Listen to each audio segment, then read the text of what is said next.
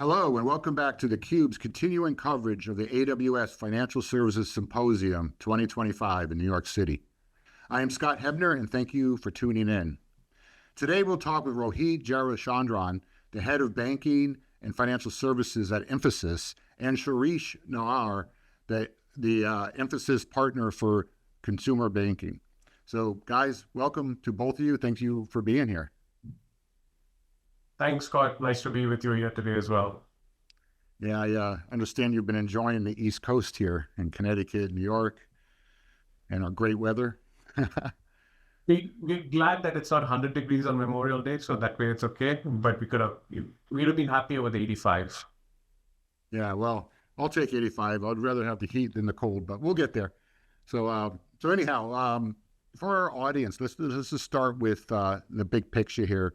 You know, for some of those that may not be familiar with Mphasis, tell us a little bit about your company and the partnership they have with AWS. So Mphasis is a specialist in financial services technology. We do technology services for most of the large US banks. We were born in the financial services. We were founded by Citibankers who founded Mphasis with the premise of taking banks to the internet. This is 25 years ago. Today we are Blackstone private equity owned publicly listed, India publicly listed entity, $1.7 billion in size, in 35,000 people spread globally, but very focused on financial services. This is home ground, home market for us, and using technology to disrupt and help customers use technology to get into the next wave of delivering value to customers. Yeah, and you guys have a whole array of competencies across the whole digital spectrum, right? So from next gen, data to cybersecurity to experience to modernization. I know you're doing stuff in the cognitive space. So you guys have a ton of different, aspects of the full digital journey, right? Yeah, we're deep in engineering. So anything that requires an engineering mindset is something that we do very well. Whether it's data, whether it's experience, whether it is modernization, we're seeing a lot of activity there as banks want to be more agile and want to respond to customers much faster. Modernization being a big theme. Cloud and AI is fundamental to everything that we do. Hence, the partnership with AWS is exciting for us as well. We do a lot of work together with AWS, both on the cloud side and the AI side with them. Yeah, when I was doing some reading, I saw a tagline. I think it was a tagline that basically said you guys are helping be the driver of the driverless business, right? Which I thought was a clever way to kind of evolve into the world of AI and intelligence, and right? Is that sort of what that's alluding to? Yeah, it's how do you use data to drive hyper-personalized experiences? We wrote a paper 8 years ago which said that the data center of the future is an empty room. We took a lot of flack for that because everybody banks are not going to move data to the public cloud, and we all know where we are today with public cloud being adopted in a massive way with all large enterprises.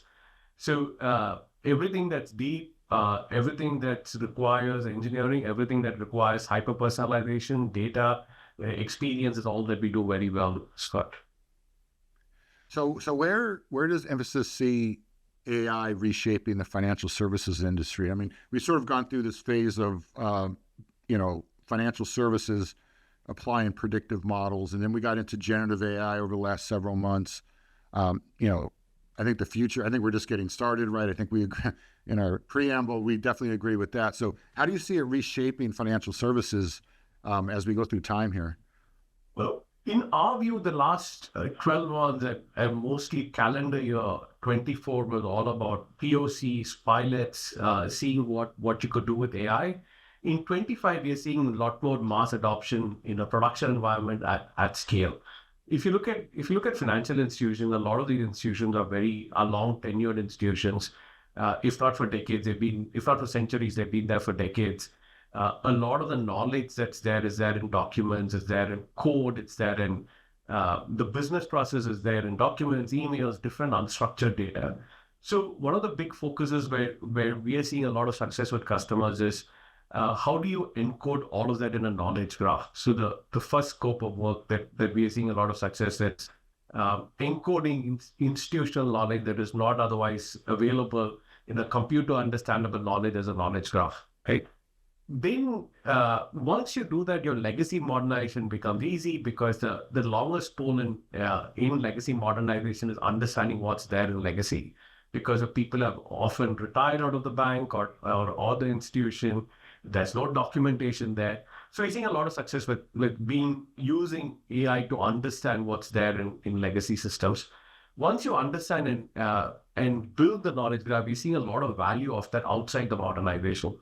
When you look at forward engineering, we're seeing a lot of our ability to do a lot more forward engineering is very high. The velocity in which we're able to do it is high. The throughput's extremely high. And finally, from a technology perspective, you look at it, so infrastructure and applications are moving to predictive, self-healing applications, right? That's a view of the world that we have. Using knowledge graphs in combination, using this knowledge graph in combination with an ecosystem intelligence to build out predictive, preventive application infrastructure. So that's on the technology side that we're saying how AI is impacting software development lifecycle in a financial institution. On the business side, we've adopted the concept of a digital worker. These are pre-trained models. These are not probabilistic models because with a bank, you want to have explainability. You want to be able to tell regulators what you've done. So these are not probabilistic models. They're deterministic models, pre-trained models that help with different parts of the value chain. If you look at risk and compliance, if you look at sanction screening, payment processing, we partnered or invested with multiple institutions to build out digital workers that can help with improving throughput and reducing cost of operations. The good thing, the digital worker is a pre-trained model or models, and they don't need to go to sleep. They work at infinite capacity if you want to. So your ability to impact costs on the operation side is there. And finally, with partners like AWS and AWS Connect, we also doing a lot of work around contact center experience. How do you do hyper-personal experience with all the customers?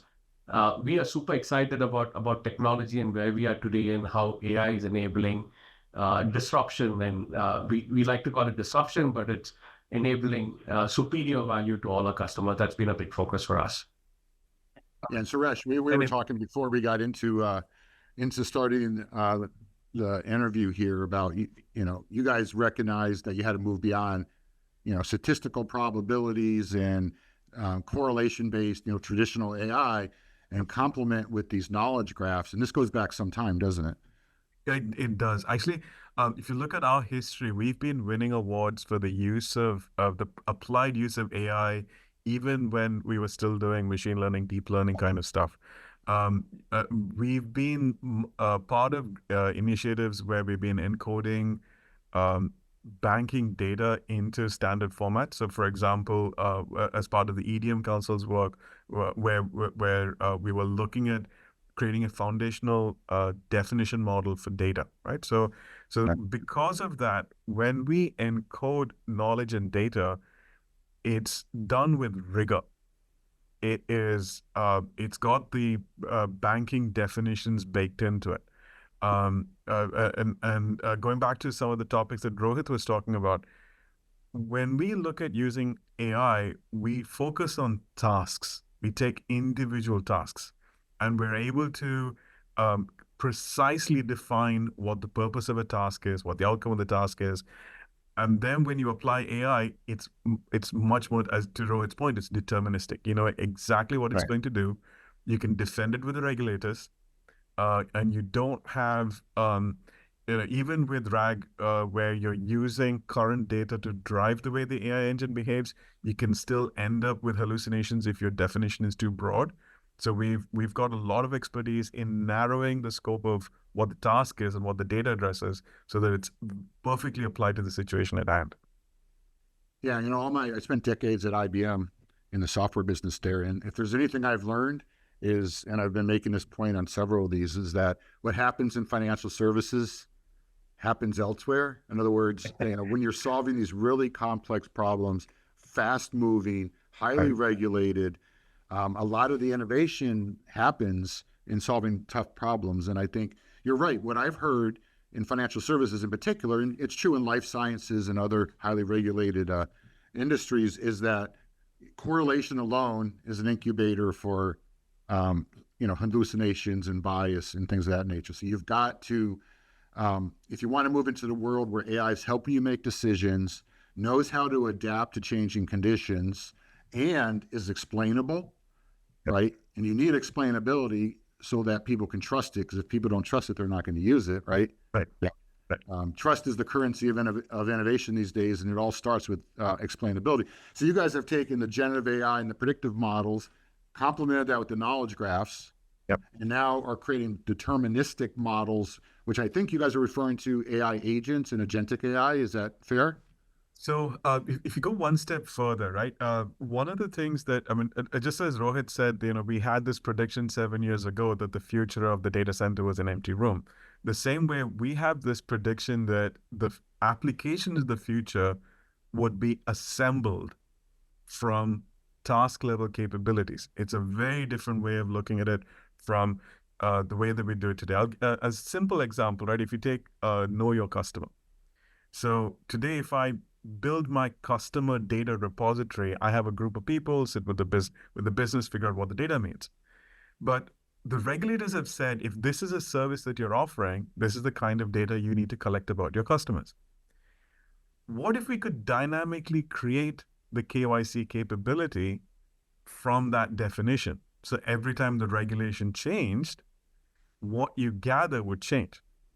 Right. Now, if you dynamically create a product, if you create a new product offering, let's say if you're providing a mortgage versus if you're providing a credit line versus if you're providing a student loan, they're all credit lines, but the kind of information you need to gather is different. So if I went in and said, I've got this combination of a credit line and a checking deposit, the system would look at that and figure out what data I need and dynamically create the data repository for me. So now then you get agents that can do this in real time. Yeah. So today, when I evolve products in a bank, I'm doing it. It's a 2-year cycle, right? From figuring out what the regulators want us to capture, converting that into requirements, building the solution, rolling it out. Tomorrow, this would happen in real time. Customer walks in, you create a custom offering for them, and it asks for exactly the kind of information that you need at that point in time. Yeah. And if there's public data that it can pull, you've got another agent that can go out, pull the data that you need. And that, we think, is the future. It's real applied agentic AI through the entire stack of what happens in a bank. Yeah, and you hit those 3 criteria, right? You're enhancing decision-making that's more trustworthy. You're adapting to changing conditions, which is what financial markets are all about. Right. And then you're providing the explainability so that people can trust and understand why they should do something. Exactly. And how it's operating. So not just what, but how and why, which I think is powerful. So what use cases do you guys envision that financial services will be able to do as we move into the future that they can't really do well today when it comes to AI? Do you want to go first? Yeah. You want to take that one? No, there is so much, right? And if you look at one of the biggest things that we've been focused on is legacy modernization. It sounds like a very boring problem, but everybody has an issue that's sitting there because it's that's driving the real reason behind agility or in a bank, right? If you have to move fast, if you want to release multiple products into production on a daily basis, you need agility. You need agility in your environment, legacy modernization. There's still so much of legacy code that's sitting that needs to be modernized. We're seeing here and now, we're seeing that's the biggest uplift that we are seeing right now, which is ability to modernize infrastructure, technology infrastructure in a much faster, easier way. And more importantly, not make all of this a high capex requirement as well. If you look at what's happening, there is no board that's giving a free check and say, okay, AI has come. Why don't here is a big check. Why don't you go deploy AI? I don't think any board is giving that.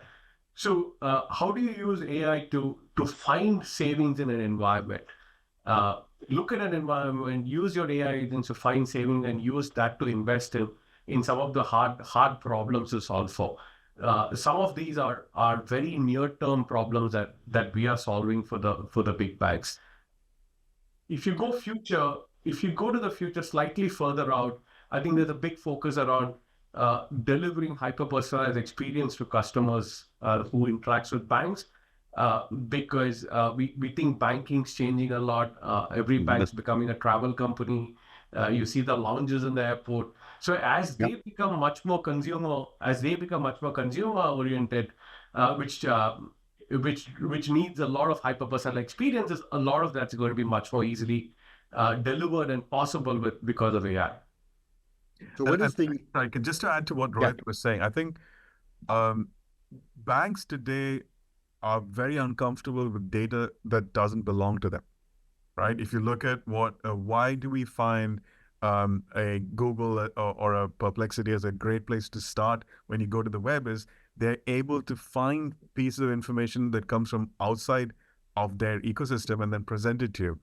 Banks are very uncomfortable with that. And one of the biggest challenges for banks to adopt AI really well is going to be being comfortable using that external data. So back to Rohit's point about hyper personalization, the bank knows a lot about you, but is able to generate insights only if it merges it with data that comes from outside of the bank. But past regulations have said you can't do that, right? Or don't do that. If you like, you can't take decisions based on data that the customer didn't explicitly give you.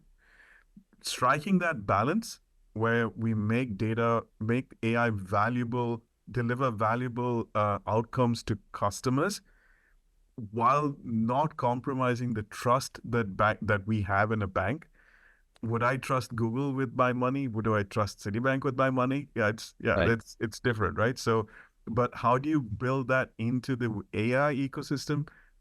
To me, that's one of the most interesting challenges, and it's going to be very interesting to see how they navigate through that in the next couple of years. And I think you're pointing out that the journey really starts with leveraging AI to modernize your core Yep. infrastructure, your core applications to create an environment where you can then move into these more advanced use cases, right? Is that sort of what you guys are seeing in the these How firms? do you, if you look at there's a point that Rohit had made earlier, right? The systems that banks use are 50 to 60 years old. There's 50 to 60 years of incremental knowledge that has gone into those systems. When we implement something today, you can't ignore those 50 years of experience. That has to be the bedrock on which you build something. So we have to have mechanisms where we pull the knowledge out of those systems and then we apply it, right? And the other piece is when we move these workloads to the cloud, if it was a like for like, that's one thing. But then we're moving going back to Rohit's point about travel, for example, right? Potentially the volume of transactions the bank has will go up tenfold. So you're going to have to move the workloads to the cloud, but it's a completely new kind of workload. It has to have all of the business logic of your legacy system, but it also has to handle all of this new AI tooling and data integration that didn't exist before. So you have to pull the knowledge out of the legacy system, but you have to be able to apply it to the latest architectures, the latest technologies. So, I mean, a very silly example, but when we do batch processing in the legacy system, we take the system offline, you run it for a finite period of time to bring it back online again. That allows us to have the ecosystem in an inconsistent state. If you log in while the batch is running, your balances are there, right? But if we're doing it, everything is real time in a distributed cloud environment, how do you handle the same thing? So in AWS, we can buy spot pricing and, I can run my batch in minutes by buying a whole set of servers, finishing the batch really quickly, then getting out of it. But your legacy logic is not ready for that. So it's not just relearning what's there. the system has to, in a sense, we use the word grok, right? It has to fundamentally understand what that business logic is doing and be able to apply that into the new architecture. And I think that's one of the areas where we've been spending a lot of effort on our side, trying to pull out the meaning of that logic, not the algorithm, and then figuring out what's the best way to land that into an AWS or an AWS's tooling. So what you're saying here, I think, and we try to translate that, is that the importance of financial institutions modernizing their legacy infrastructure is not just a technology one, so that you can move into the future, you can be more agile. You got the economics of more cloud capabilities and easier ability to apply AI, but you're saying, in addition to that, and perhaps more importantly, is you're able to capture the knowledge that has been built into those legacy systems over probably decades, and that's where the knowledge graphs come in. Right. And the semantic It's not just the understanding of how, business. you need to understand the why. Interesting. And So if you apply that for a production environment as well, Scott, once you have that knowledge, and if you're able to build a similar knowledge of your production environment, which is your ecosystem, your assets, your entire infrastructure, it's there. If you club both of this together, what you're essentially doing is a capability to become predictive self-healing, right? So once you do the knowledge graph of the legacy, that becomes an extremely core capability to move infrastructure and applications to predictive self-healing. So when we started this journey, we wanted to solve the legacy modernization problem. And what's coming off it is multiple work streams and benefits out of it, which when we started, we didn't expect. But now we're seeing a lot of benefits because of that. In forward engineering, in infrastructure management, in application management, we're seeing a lot of that. So hence the reason that I told earlier, we're super excited about knowledge graphs and the ability that it's got to solve a lot of problems. yeah, no, I'm sold on that stuff. That, and it's great to hear some real live, insights on the power of it. It's not just a technology thing. What are can you give some examples of more measurable ROI that's kind of hard to do today, but you would envision being able to measure from your investments and not just modernizing and creating the knowledge, the semantic knowledge web, as you call it, but just in the use cases, because now you can make better decisions, you can evolve with changing conditions around you, you can explain things. I would think that the ROI would become a little bit more clear than, measuring ROI for generative AI is, at an individual level is kind of it's like finding clouds on a cloudy day, right? It's there, but it's kind of hard to shape it, right? So if you go back to the themes that we spoke about, right, Scott, if you look at legacy modernization, right, we are able to bring the cost down of modernization to like 40% of what it otherwise been without AI, right? What's coming is, one is cost benefit, the second is time to market as well. What would have otherwise taken 5 years is now getting done in 2 years, right? So the time to markets become much better. Your ability to reduce costs and time to market is very promising from a legacy modernization perspective. On the infrastructure side, if you look at it, or the application side, the world's been focused on managing tickets, right? That's how that world is orchestrated. So we move towards an idea where we could avoid tickets than manage tickets, right? We're able to reduce that. In 12 months, we're able to eliminate tickets, and hence MTTR becomes better, MTBF, which is mean time to respond becomes better, mean time to business between failures also become much better. So on the infrastructure side, whether it is velocity, whether it is time to market, whether it is cost, we're able to impact all of that. On the business side, if you look at it, for the first time, we're seeing payback period in 6 months. Right? When you make an investment of digital workers, it's in your payback. What's not to like about it? So hence we are able to do what we call a savings-led transformation, which is you bring us to an environment, you're able to deploy the best in tools, find the savings from an existing environment, use that savings to invest in new infrastructure, new investments, and in AI to deploy what's needed for the future. So commercially, it's becoming a very interesting time. From a technology perspective, it's become a very interesting time. from a customer perspective, it's become a very interesting time. So there's never been a better time in technology as we are in now, right?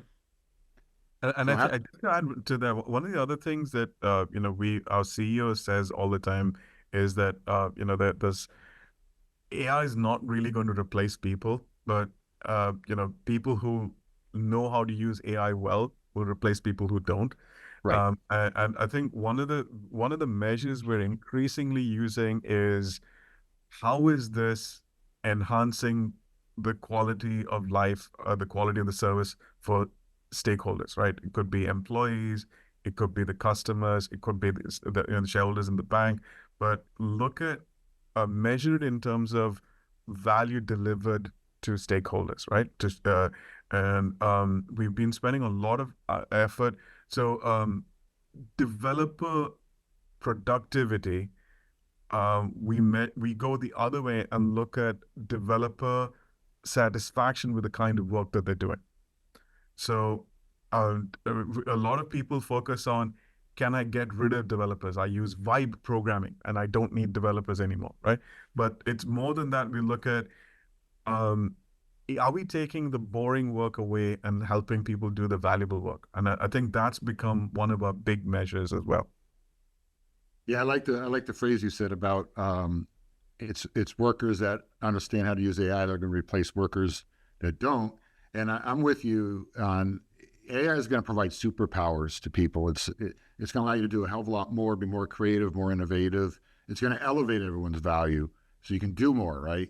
And if you're using it to save money, why are you doing that, right? You should be empowering people.